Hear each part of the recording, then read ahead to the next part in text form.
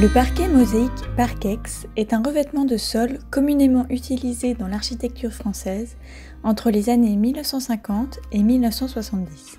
Il est pourtant souvent absent ou très succinctement cité dans l'historiographie des parquets et est relativement déconsidéré. Le premier brevet d'invention du parquet mosaïque est déposé par le menuisier suisse Paul Hofer en 1936.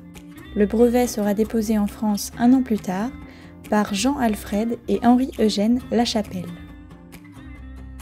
Le parquet mosaïque se présente sous la forme d'un parquet en bois d'une épaisseur de 5 à 8 mm, constitué de lamelles rectangulaires de petite dimension, 2,5 par 12,5 cm, collées sur un support ajouré selon un calpinage carré.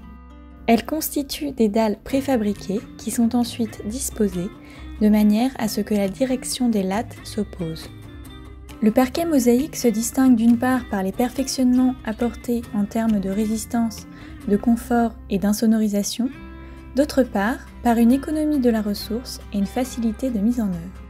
Grâce aux possibilités offertes en termes de géométrie et de colorimétrie des essences, sa composition lui confère également une adaptabilité permettant un grand nombre de motifs différents.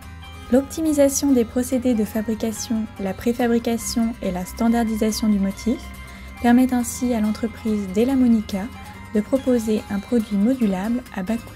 Ce composant du second œuvre sera ainsi employé dans de divers programmes, du logement aux équipements administratifs, hospitaliers ou sportifs, ainsi que dans les usines. Le Parkex aura ainsi une réception rapide et un relatif succès, l'amenant à être employé par des architectes tels que Jacques-Henri Labourdette, Jean Dubuisson, Albert Laprade, Édouard Albert ou encore Auguste Perret.